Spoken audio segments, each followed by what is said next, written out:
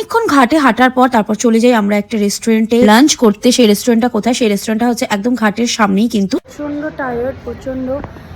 আমরা একটা রেস্টুরেন্টে এসেছি খাওয়া দাওয়া করতে। রূপটপ কি রেস্টুরেন্টের নাম? সুন্দর অ্যাম্বিয়েন্স। আমার ফেসের অবস্থা দেখো।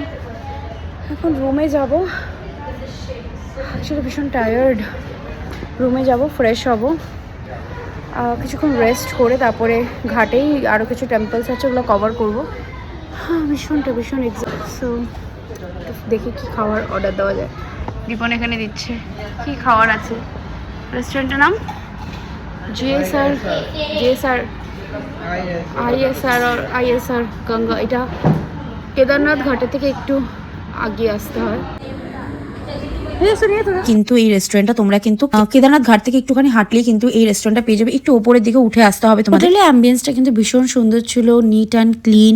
বাট নিয়েছি এখন এই থালিটা, আমরা রুটির জায়গা শুধু রাইস নিয়েছি। আমাদের পার্সোনালি বলছি, আমাদের সেরকম ভাবে খাওয়ার পছন্দ হয়নি। তোমরা চাইলে খেতে, বাট এখানে কিন্তু অন্য ডিশ মানে চাইনিজ ডিশ কিন্তু খুব ভালো, তো রেকমেন্ড করবো চাইনিজ তোমরা এখানে খেতে পারো। তারপর আবার কিন্তু আমাদের পথ চলা শুরু। কারা কারা আছো আমার মতন যারা নাকি ঘুরতে গেলে শুধু প্লেস না, প্রত্যেকটা local area, local food, local মানুষের সাথে কথা বলে কিন্তু তাদের লোকাল ভাবে কিন্তু এক্সপ্লোর করতে পছন্দ করো, আমাকে কমেন্টে জানিও। আমিও কিন্তু সেরকম ধরনের লোকাল লোকের সাথে বসে লোকাল লোকে খাওয়া দাওয়া, ইভেন এক্সট্রা আরো কি লোকাল জায়গা আছে সেখানে যেটা কিন্তু টুরিস্ট স্পটে থাকে না, সেগুলো জায়গা আমি ভিজিট করি। তো আমার খুব ভালো লাগে এইভাবে করে এক্সপ্লোর করতে। তোমরাও চাইলে কিন্তু আমার ভিডিওটা ফলো করে এইভাবে যেতে পারো যদি তোমরা এক্সপ্লোর করতে পছন্দ করো।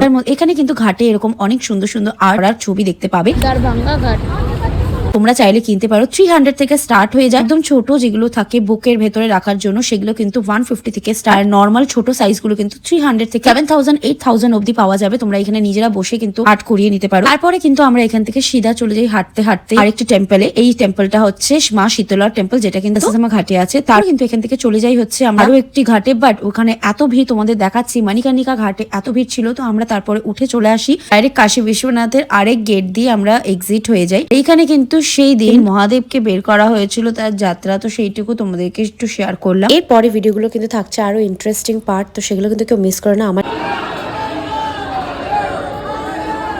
আমার ভিডিওগুলো কিন্তু সেভ করে রাখো তোমাদের নেক্সট প্ল্যানের জন্য। আর থাকছে কিন্তু আরো অনেক অনেক ফুড আইটেম, যারা নাকি ফুডি তারা কিন্তু মাস্ট ভিজিট ওই প্লেস গুলো। তো